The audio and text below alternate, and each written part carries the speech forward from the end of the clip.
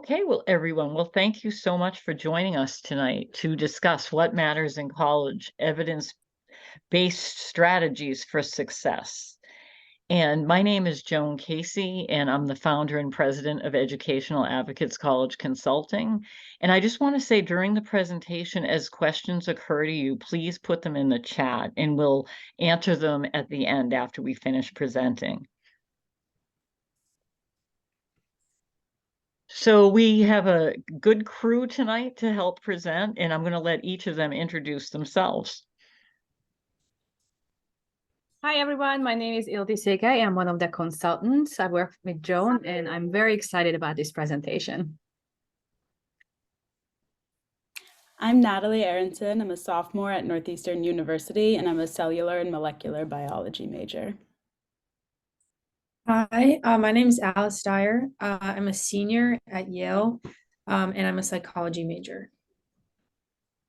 And thank you so much to both of you students for joining us, because I think that presentations are always much more interesting when students are involved, because you're in the thick of it and you know what it's really like on all these things we're going to talk about.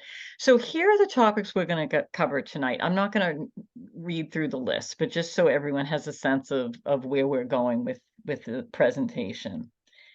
So first, let's talk about undergraduate research. So, our goal, as I said, is we want the audience to get a sense of like the experiences that college students have that are much more likely to lead to a better overall college experience, and in some instances, later career experiences. So undergraduate research is one of those things that when college students are surveyed and asked, what was your most meaningful academic experience? Their answer is usually undergraduate research. So, why is that? Well, it gives students a chance to work with a mentor if they're working with faculty. So research can happen across disciplines. People tend to think of it as science and social science, such as psychology, but really English foreign language, any major can do research. And it often occurs either assisting a faculty member with their research or doing a student's own independent project. So, why is it so beneficial? Well, it teaches students the scientific methodology. It helps them learn to work independently or to ask questions when they're not sure which path to take. They often clarify a career path or a major, and it can build self-confidence just, doing an important projects and seeing it through. So many students that are STEM students that do research go on to get PhDs, which is kind of interesting. So I want to turn it over to our student experts who have both done research. So Natalie, why don't we start with you? Why don't you tell us about the research you did last summer? Sure. So over the summer, I worked in a laboratory here on the Northeastern campus. It's called the Laboratory for Aging and Infertility Research. So last fall, my first semester here at Northeastern, I took a class just called reproductive biology, and that kind of just like completely changed the course of my life because I absolutely loved it. And when I heard about this opportunity from we have a class called Bio 1000, which is just an introductory to being a biology student at Northeastern kind of class. And so when my Bio 1000 teacher told us about this opportunity to apply to this lab and this research program for undergraduates who had never had research experience, I jumped at the opportunity because I was like, oh, that's perfect for me, because I was really barred by the fact that I'd never had research experience in the past. I hadn't applied to other labs because I was like, oh, they'll never take me. And so I was like, oh, this is perfect for me. So I applied, I got in, and I was really excited because this was the type of biology I was really interested in. So I worked there for 2 months, beginning of May through end of June, and we studied the effects of different oxygen levels on the proliferation of new oocytes. So there are cells called oogonial stem cells, and those can differentiate into new oocytes. And so we tested different chemical treatments and different oxygen levels to mimic conditions in the body that happen with aging, as well as things like chemotherapy and other external factors. And it was just really great. It was me and 5 other undergraduate students.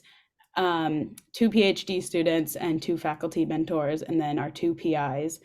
And it was just like the best experience ever. It definitely clarification of a career path, because I'm not pre-med and I've never like planned on going to medical school or anything like that. So I was like, oh, I'm probably going to do research. Let's see if I like it. Thank God I loved it. So definitely clarification of a career path, because I know that that's what I want to do. Self-confidence for sure. Having tolerance for obstacles for sure. There were plenty of experiments that didn't go exactly how we wanted them to, and figuring out how to problem solve around that, and just working in a team environment of other people who all have the same goal as you. And it was just a really fulfilling experience. Thank you so much. That was great, Natalie. Alice, tell us what your research plans are. Yeah, so as I said, I'm a psychology major. So I think a lot of people, when you hear research, you kind of picture like the lab coat and the goggles and whatnot in a like laboratory setting. Um, and some neuroscience research looks like that, I guess. But the research that I'm doing, well, I'm affiliated with 2 labs, but they're both about generally about emotion regulation with particular psychiatric conditions. And they also both happen to be in children. And so I guess to kind of parallel what Natalie said, my work basically involves like, well, it's much less hands-on, but I am kind of processing data, doing some preliminary analysis, and then helping like set up future participants. So sometimes that's just like calling them and like setting up a time for them to come in and do an intake and whatnot. And so those are kind of basic things, but I guess to the point about understanding how knowledge is constructed, that's like step 1 of scientific inquiry, is like you need participants and you need, or I guess in psychology, you need participants. And so like sometimes that feels a little mundane, but it's I guess important for the broad scheme of things and where the research is going. I guess for me, in terms of clarification of a career path, to touch on that, the research I'm doing now is going to be part of my senior thesis. And so for me, in getting a Bachelor of Science, that means that I'm going to work on an independent project through the lab using their participants and their resources and their methods. But a study of my own design that I'm going to write up into a thesis. And so for that reason, I guess having exposure to research is obviously critical in order to be able to write an empirical thesis like that. But unlike Natalie, I do not want to do research for the rest of my life. And so it's kind of like I hesitate to say necessary evil, but it's part of the process that is necessary for what I want to accomplish while in undergrad. And then I'll take those skills and apply them in a different setting that's not empirical research, but is building on like those skills that I've learned. Yeah. That's great. And I think it's great to get your 2 different perspectives, like one of you that might want to be researcher and then the other using it as a skill that will propel you into another realm. Thank you both so much. So now we're going to go on and talk about internships and co-ops. So there's a whole bunch of research on internships and co-ops, and a lot of these facts are from this the State of Millennial Hiring Report. It was like 21,000 students were surveyed.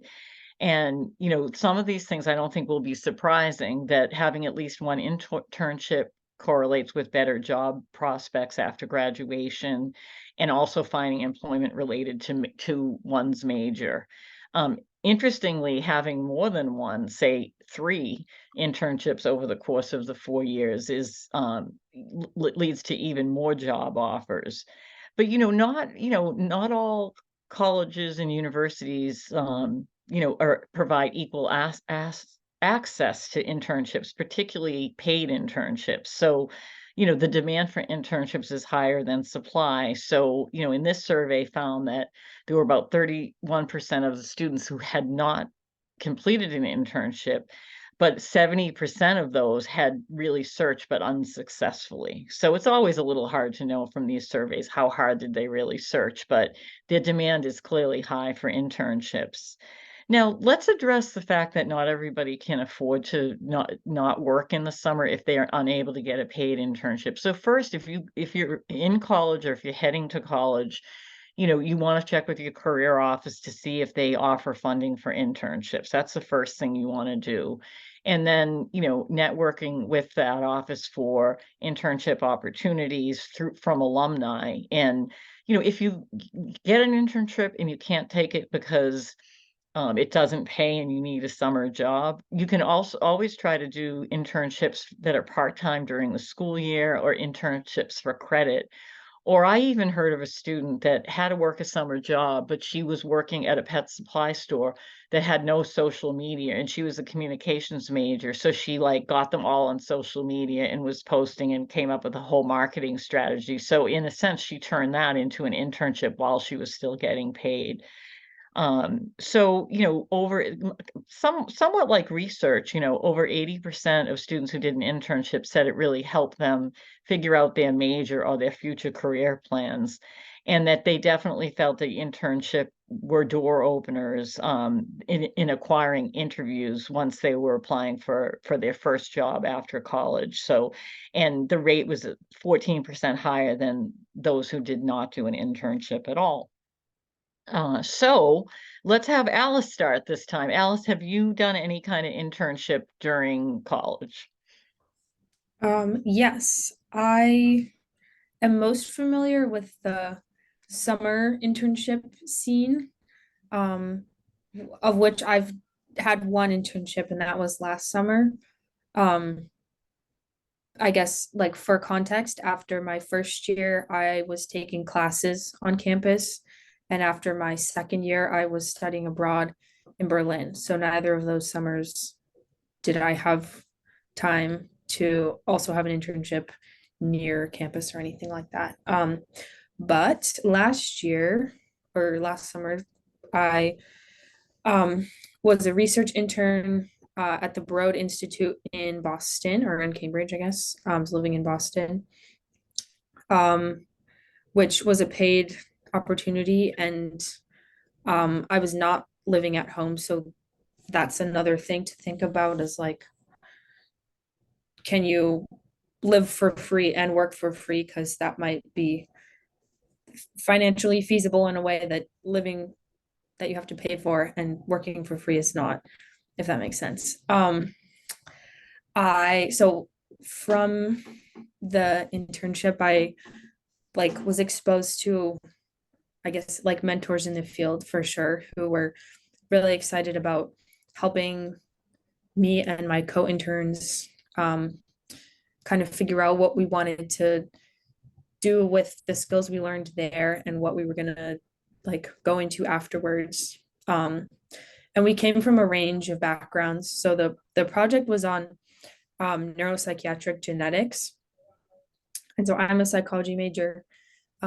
There was one other or two other undergrads who were neuroscience majors, and then two students who are public health, like master's students.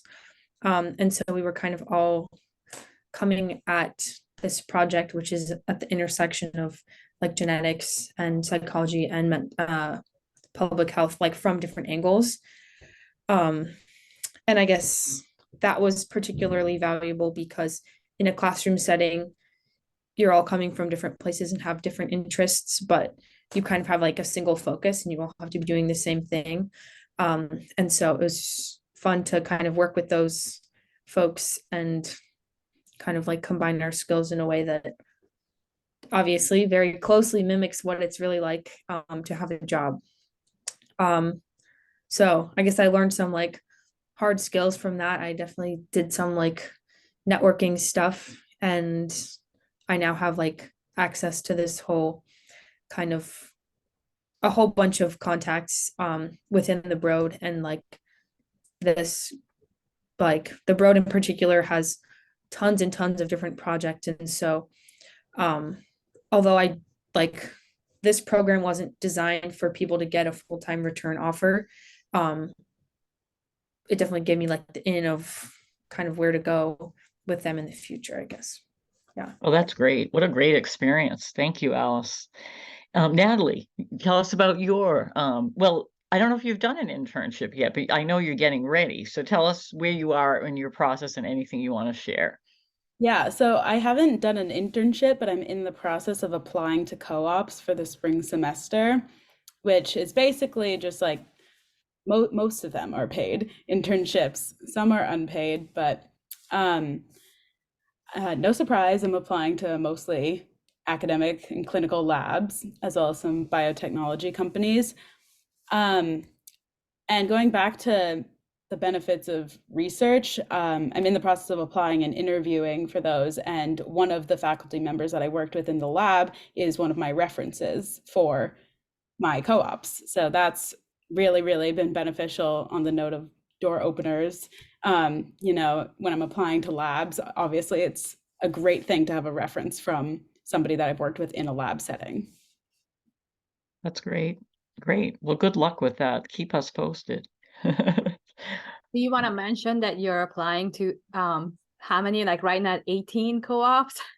Currently, I've applied to about, I think, 18 co-ops right now, which sounds dramatic, but it's not as bad as it sounds. You just kind of go on it's through a Northeastern website called NU Works, and you go in and you just upload your resume, your cover letter, your transcript, and then you can just hit apply to the jobs that you like the most. There are some that you apply to outside of NU Works. For example, I applied to a few at Moderna yesterday. Moderna has a lot of co-ops. So I think they have 15 positions this year or next semester. So that's awesome. And yeah, but I'm behind. I know people that have applied to many more than me so far. Are the Moderna ones related to the vaccines at all, or are they all different roles? One of the ones I applied to is related to a cancer vaccine, which I thought Oh, was okay. Interesting. Okay, great. Great. Wow, this is exciting. I think college is more exciting now than it used to be. So let's talk about mentors now. So mentors, you know, some colleges have formal mentoring programs, but more often mentoring is kind of informal. So some colleges have cultures that are more conducive to encouraging students to establish relationships with, you know, professors or you know, older students, grad students, others on campus who can provide advice and be there for students. So, you know, this research showed that professors are most likely to fill that role with more than half. But you know, almost equally 53%, you know, are another student, a peer mentor of sorts. Again, could be a grad student, or it could be somebody you meet in a club that's a junior or a senior. You know, an academic advisor, you know, that's assigned, it sometimes plays the role of a mentor. And, you know, like so much in life, the students who tend to have mentors tend to be the most savvy. And I would probably say the same about internships and research as well. So they tend to be students that enter college kind of knowing about the things we're talking about tonight and knowing that these are things they might want to pursue, which is part of the reason we're giving this presentation. So those who, you know, are more likely to have a mentor, like are a little bit more clear on what they want to do for a career, or at least have some solid ideas. Um, More students with mentors went to private high school instead of public. I know you two both attended public high school, so there you go. And they're more likely to attend a private nonprofit college versus a public. Now, I will say that doesn't mean you can't have a mentor if you go to a public school. I think it's important for us to keep in mind that public universities tend to serve a wider socioeconomic population than private institutions. And so there may be students that don't have parents that went to college that aren't kind of explaining to them the importance of, developing relationships. And I think it has more to do with that than it does that. I think that public university professors are just as apt to want to serve as a mentor. There are, of course, a lot more students. So that's something to keep in mind. I have a couple of slides here on mentors, because I thought this was interesting. So how I met my mentor instead of how I met what's the TV show? How I Met My Mother. So, mostly in class, so, professors you really like that you connect with, and that you get to know, go to their office hours, talk to them about the material. Through a club or organization. So again, you meet somebody in a club. Let's say you're on the school paper, and you meet juniors and seniors, and after they graduate, you keep in touch and you network with them when you're looking for a job. So those kind of mentorships can be invaluable. And then you can see the rest of the chart. I won't read through the whole thing. So those who have several mentors are much more likely to report that they really found their college experience rewarding. So you don't have to have one mentor. You can have a few over the course of the college years. You might have even more than one at a time. You might have a peer mentor, an adult mentor.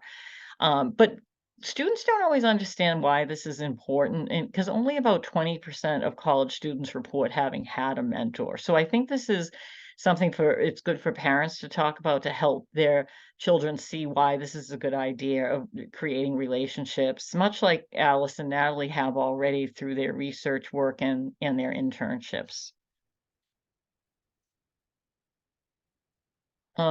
Before, I didn't mean to go to this slide. So before we jump, I'd love to hear if you two I know you've already mentioned some mentors that you've met through the work you've done with the research, but on campus, is there anyone like you feel you could go to if you had, it needed advice or had a dilemma, or it could be a peer? I'd be interested in hearing like, who is your mentor, if anyone, and how you found them. So Natalie, you want to go? Yeah, so I would consider her more of like an informal mentor, but I kind of sound like a broken record. But my reproductive biology professor from fall semester last year, she stopped working at Northeastern after that semester, but I've kept in touch with her since. The research program that I did in the summer, she was my reference for that, and now she'll be one of my references as well for co-op applications. And so I've just kept in touch with her, added each other on LinkedIn, email back and forth every so often. We got to know each other really well because that class was very, very small. It was 11 people. And so, yeah, we just got really close, have a lot of the same interests. I learned so much from her. And yeah, I just like love her as a person, as a professor. And she like really just like basically helped me figure out He like sounds like a mentor. No, I didn't. I mean, uh, a lot of mentoring and isn't. also like Yeah. when I asked her to be one of my references for co-op, like she also gave me a bunch of recommendations of all these companies that I should look into and contact and see, because I'm also allowed to like set up my own co-op outside of Northeastern to see if they're interested in taking a co-op. So it's just really been really great. And Oh, then that's great. I love my academic advisor. She's awesome too.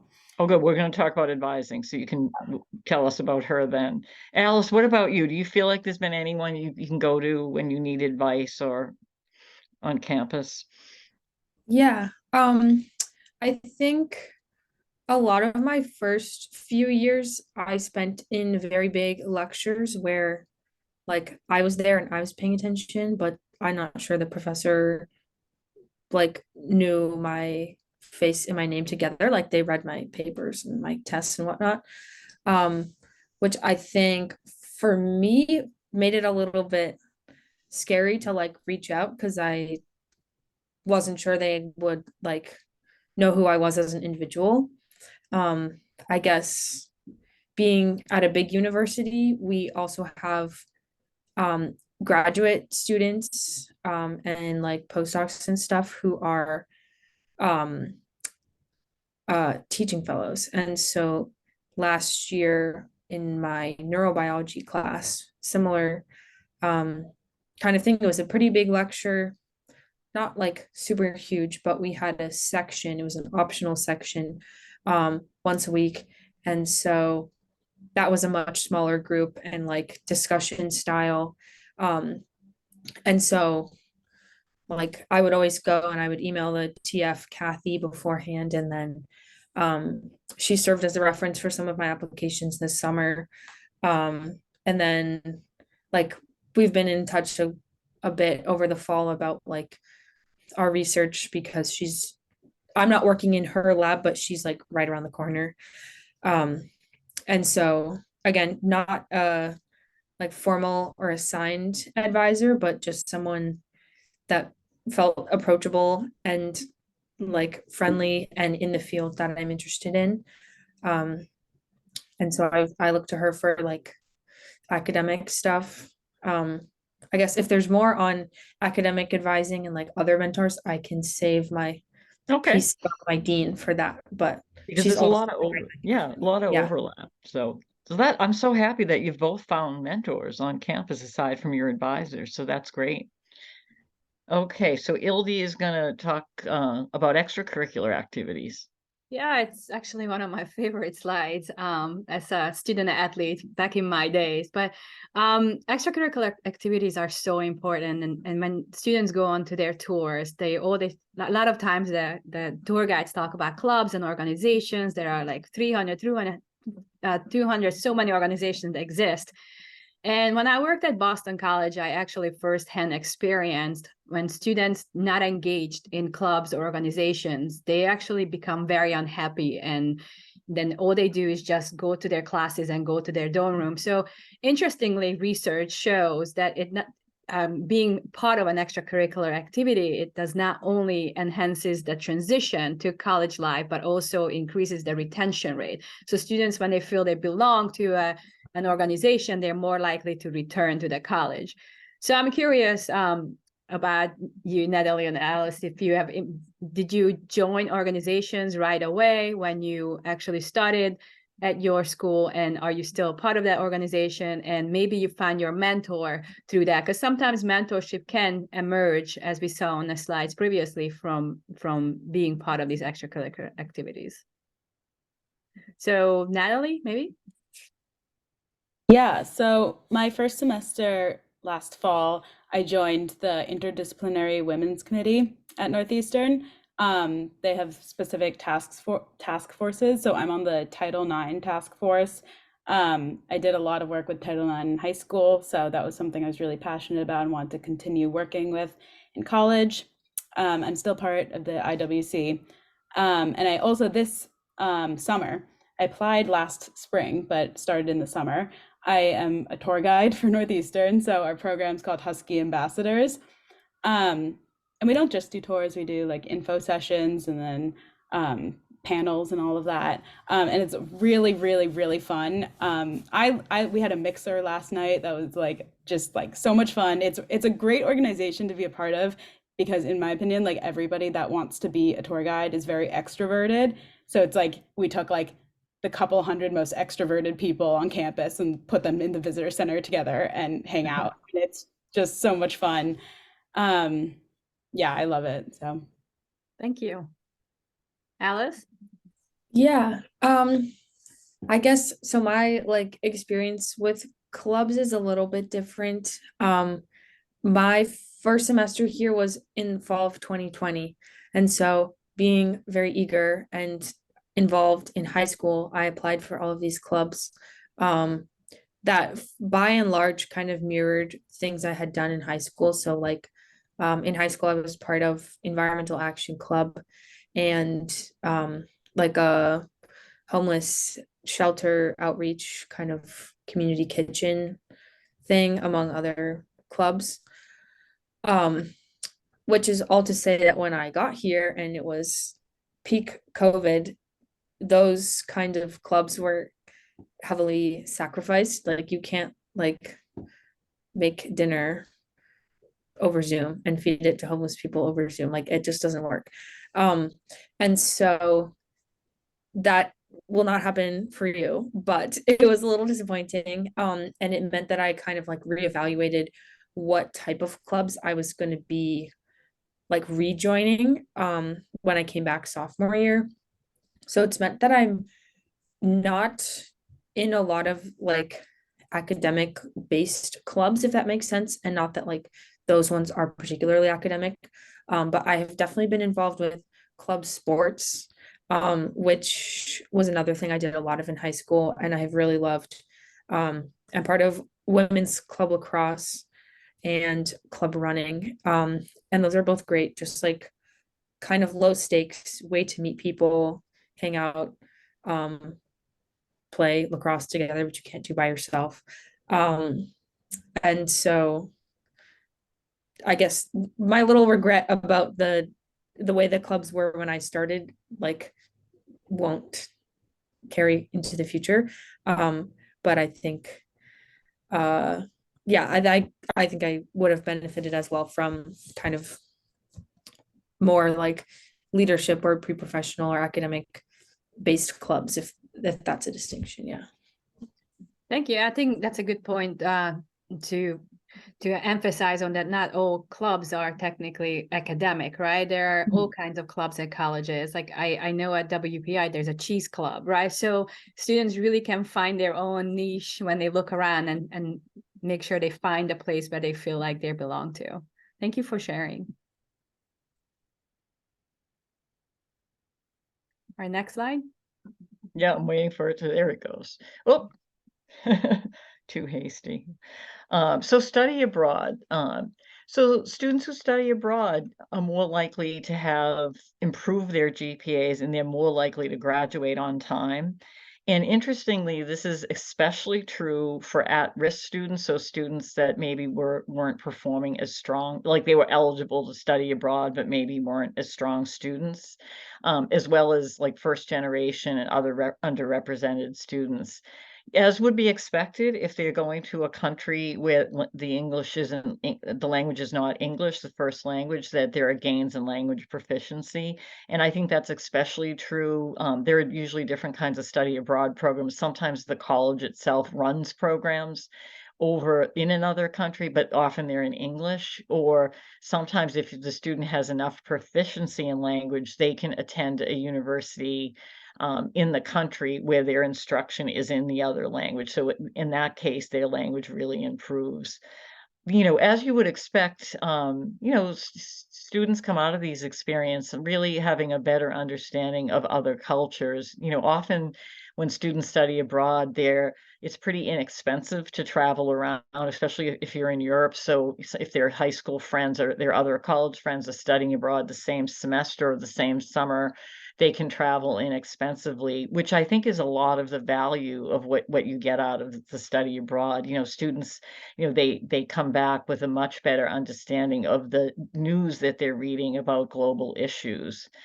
The other thing is that, many employers are really looking for students who have a global understanding, because a lot of businesses, for example, are doing work all over the world, and that they feel that studying abroad helps contribute to those 21st century skills. So, the skills like critical thinking and being able to write and communicate and understand others and understand complex material, that no matter what happens to different fields and careers, like students will have a skill set they'll be able to adapt.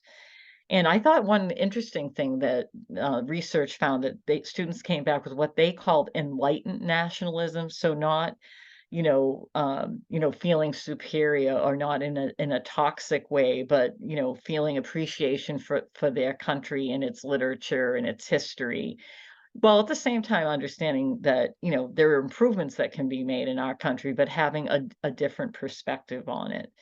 So it would be great to hear from you, Alice, on your summer in Berlin. Tell us how that all came about and what that was like for you. Yeah. So I started taking German here. I'd never taken it before. I took other languages in high school. Um, so I took German 1 starting my sophomore fall, and then German 2 in the spring, and then I took um German 3 while I was abroad. And I did it was like a German program designed for international students run by a university in Berlin. Um, so most of the students were American, and almost all of them were taking German of various levels while we were there. Um, but they were kind of like parallel tracks. So I was taking German, whatever, 3 days a week, and then art history 2 days a week. So I was one of like three students who was in those two classes, but there were some who were in other German levels, and then economics or whatever else was offered. And so I guess it's worth noting it was only a 6 week program. So like I traveled a little bit, but it was all like very fast tracked in a way that like had I been in Berlin for like 3 or 4 months, I would have like gone around a lot more. Um, I think for me, like I would not have taken art history at school because that's like, I don't know, I didn't think that was something I was interested in. But my school required that if I went abroad, I had to take 2 credits. So I had to take a second class. And I really, really liked the art history. Um, and in particular in Berlin, they're like kind of a major hub apparently of art history. And it meant that every week we would go to one of the many, many museums in Berlin and like look at artwork, which was not what I would have done if it was just me visiting the city, but was a really, really cool way to kind of see that part of the city and the country and their history and all of that. And I guess in terms of career prospects and 21st century skills, it was the first time that I was like really actually solo, I think. I'm only at college like 2 hours away from home, and my parents are on the same time zone as me. And so when I was like in a completely new place and couldn't reach them sometimes, and like I learned the language somewhat and people spoke English with me, whatever. But that was kind of terrifying at the beginning, but definitely taught me a lot of like independence and like self-confidence, I guess. So yeah, study abroad was great. Would recommend that.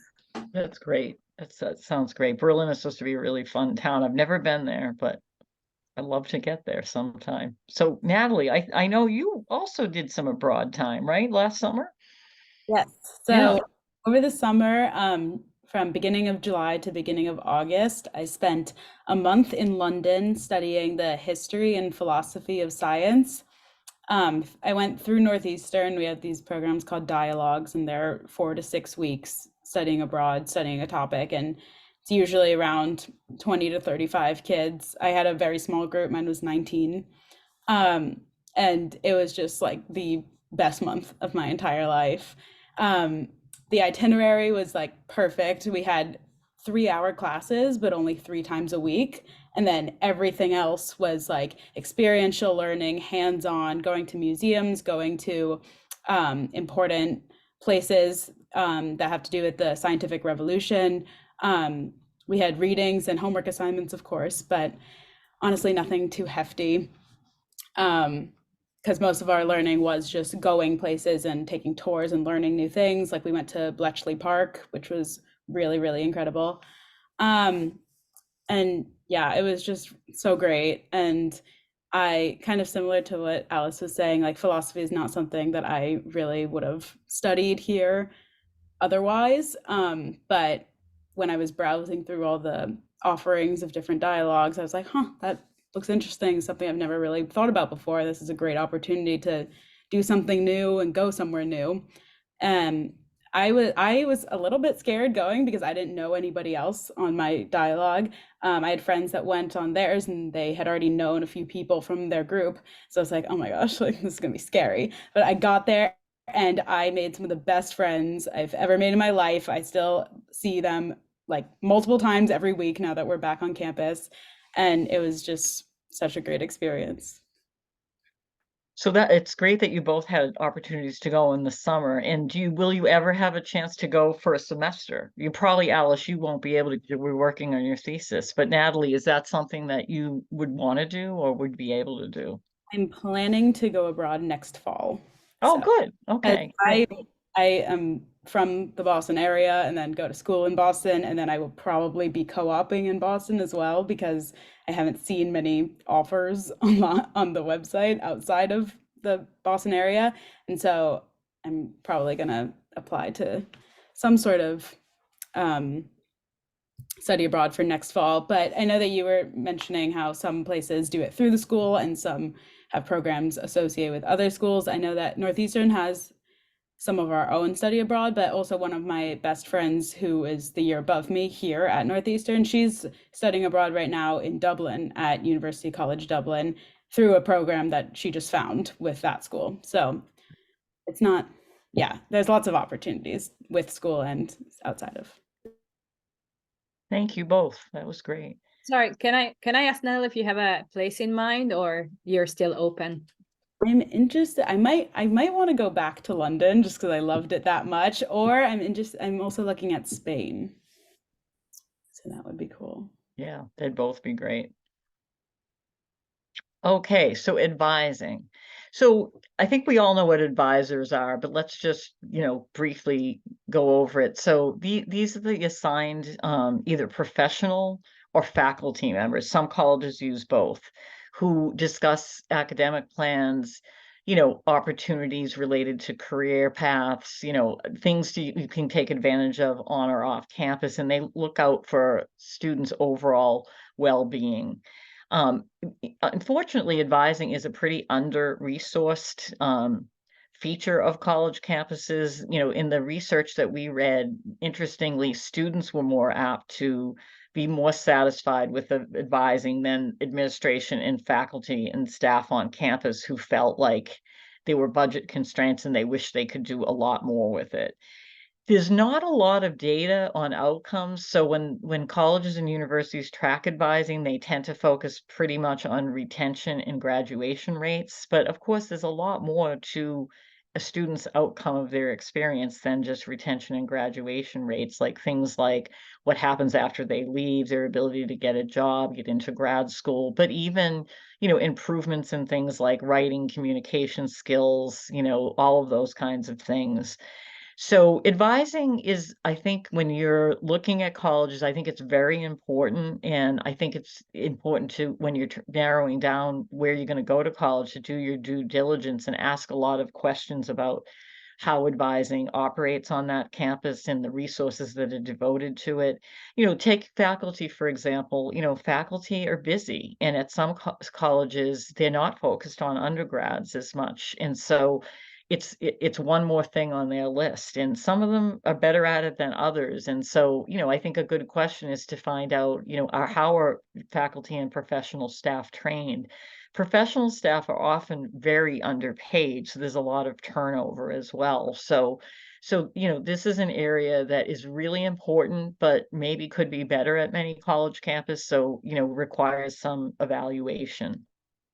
So you two sound like you were excited to tell us about your advisors, though. So I'm getting the sense that you've had a good experience. So Alice, why don't you tell us a little bit about your experience with advising?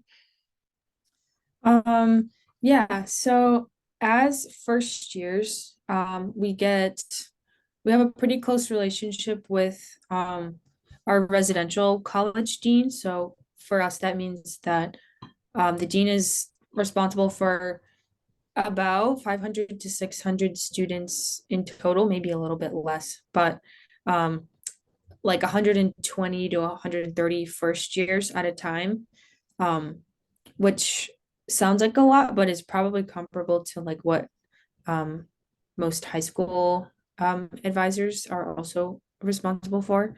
And so we have the dean, and then we also have an assigned academic advisor, and that is just a member of the faculty, a professor, generally who's in the field that you indicated you're interested in when you apply. So when I applied, I said I was interested in environmental studies. And so my first year advisor was an environmental studies professor. And I have like very limited lasting impressions of my relationship with him. However, my dean is kind of like baked in. You have a 4-year relationship with them. Um, for some people, the relationship with the dean looks a little bit different. If you're more of a person who's like getting in trouble than asking for advice. This is all to say, I really like my dean, and she's been, I've had 2 now, and like both have been great in terms of like,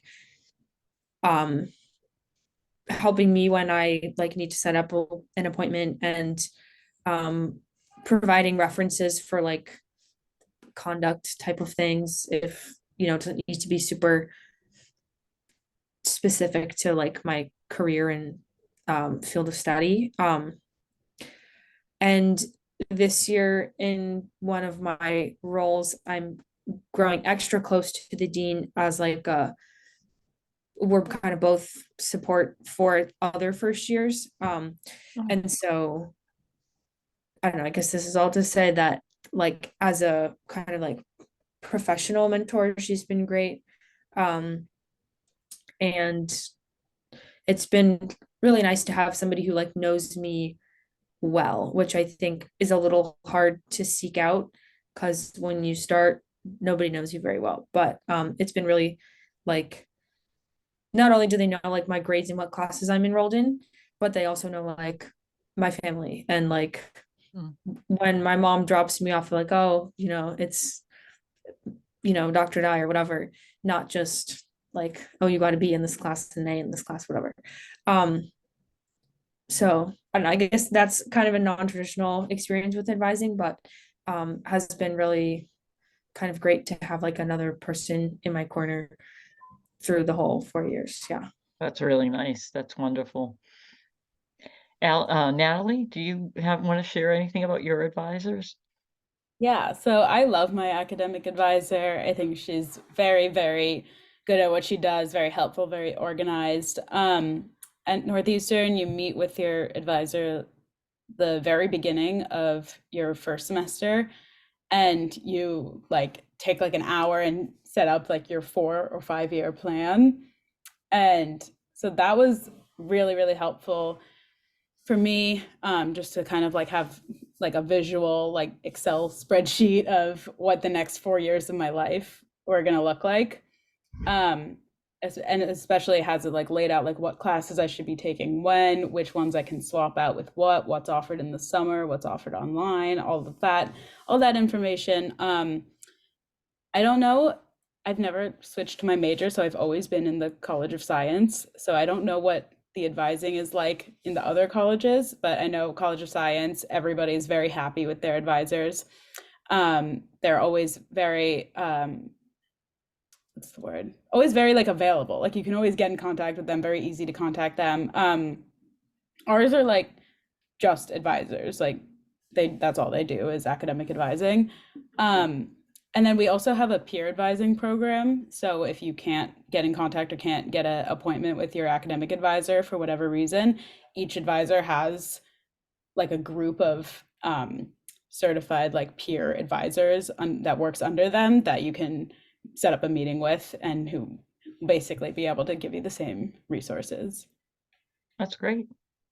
Thank you. So now we have 2 more things to discuss: career advising, and then the last is academic support. We know we're approaching, the end of the session, so we'll zip through these pretty quickly. So again, career advising is very important. It's uneven at college campuses across the country.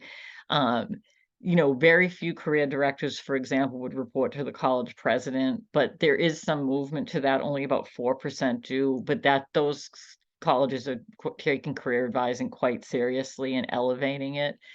Some of the trends are like college to career courses. So Wake Forest has done some interesting things where they're offering really specific classes to help that are, you know, one credit. So it's things like the strategic job search process or career exploration, you know, things that are very concrete that will help people. You know, this is a liberal arts university. They do have a business major, but you know, there are many, you know, humanities, social science majors. So this is a way of like providing students with some extra skills as they look to graduate. Many liberal arts colleges in particular are offering January, you know, instead of like everyone being home for most of the month, or Maymesters. So some colleges they get out early and they're you know, devoting programming for career. So they might be, you know, boot camps. I know the last 3 years, Bowdoin College has done a boot camp where they, you know, have had like over 80 speakers, and the students have courses, and they can be anything from, you know, writing for business or content to networking. You know, I think they said over 1,000 phone calls were made to alumni from that boot camp last year, networking for jobs.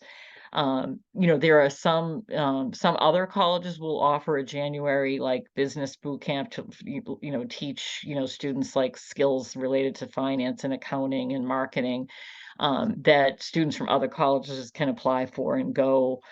So, you know, another trend is, you know, the colleges and universities viewing career advising as not just the job of the career center, but also that everybody should be mindful of that on campus. So, you know, including faculty and staff. So, you know, not that they're turning colleges and universities into, you know, career factories, but helping, you know, faculty be mindful of, you know, how the skills that they're teaching could helping the students see how those could benefit them later when they're looking for a job or thinking about their careers.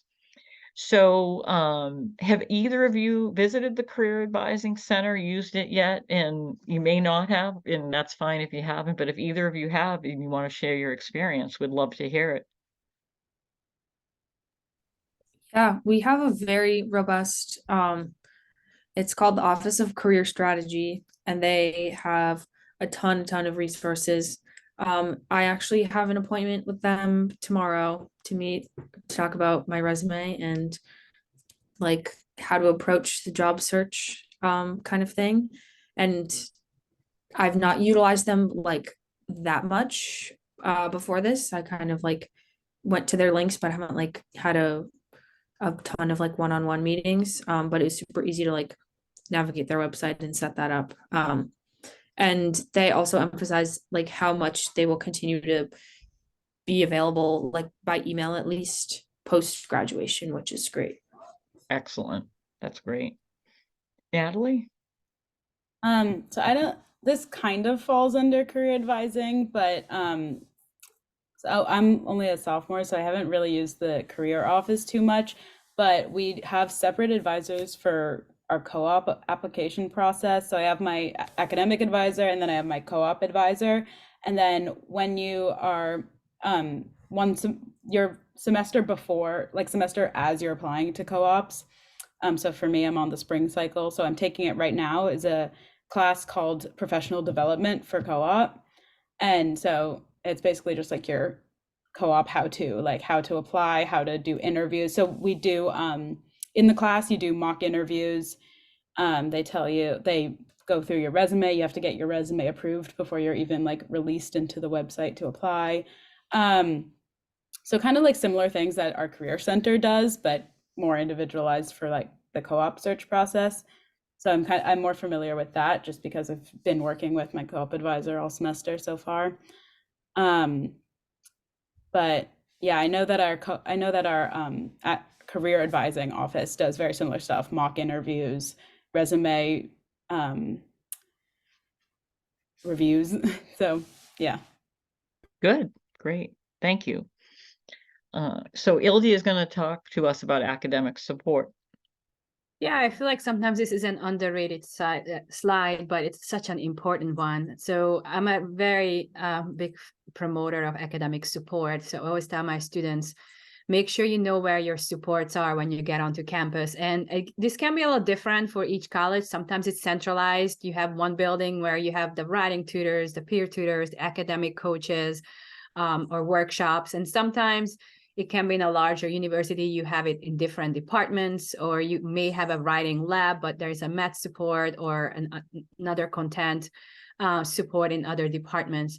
But I think it's very important to find this support, because research shows it's that 90% of our students experience difficulties and problems while they're in college, and that can be stress, future planning, anxiety, depression, or just not to know, like even as executive functioning, like how to plan out, how to organize, how to like you get to college and all of a sudden you have to find your own food, you have to do your own laundry, and you have to deal with a roommate situation, or you really need help with writing. So there's again whether you have a disability or not, it's an important part. And when I worked at Boston College, I worked in the academic support center, and we always told the incoming freshmen that 50% of our freshmen uses the center, and then that 50% regrets not coming in their first semester, and they end up trickling in. So my question is for you guys is, did any of you take advantage of or have in the past of your academic support, whether it was a writing lab, academic coaches, executive functioning coaches, or maybe content peer tutoring on your campus? Alice, you want to start? Yeah.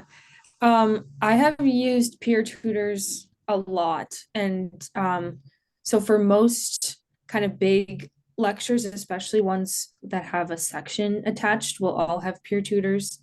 And then other smaller lectures that maybe don't have section will have a TF. So that's like a grad student rather than another undergrad. But both of those people will have office hours in person or over Zoom. That's like super easy to drop into and ask questions, either like about content or when I was taking math my first semester, I would like go and check over the entire P set like before it was due. And that's just like super easy and like helps a lot in terms of like building confidence, preparing for exams and whatnot. I do not do a lot of writing anymore, but I was in to I guess 2 or 3 writing credits by now, and I used our like writing peer tutors. Same kind of thing. You like book a slot before, and then they go over any kind of specific questions you have. So those have been great. I guess I've mostly used like the similar age people rather than like professional adults, which is maybe not the most like professionally trained population, but definitely have like a lower barrier to entry in terms of like feeling comfortable with them. And like for peer tutors in particular, like they took the course last year and did really well and like had the same professor, and that's kind of an additional layer of advice that I really appreciated. Yeah. Great point. Thank you. Yeah, so if you ask any of my friends, I'm like the biggest advocate of peer tutoring. I love peer tutoring. I think it's the most helpful thing ever. I use it for everything. I had peer tutoring for, I had an organic chemistry 2 exam today, and I did peer tutoring yesterday. I think it's really, really great. I agree with what Alice said. I always like go for the people that are like pretty similar in age to me, just because like in my opinion, like they've just taken that class, and so like they remember it really well. And then other than that, like going to office hours, all of my I've never had a professor that didn't have office hours at least 3 times a week. Most of my classes, unless they're really tiny, have TAs, and they all have office hours. So I love peer tutoring. I love office hours.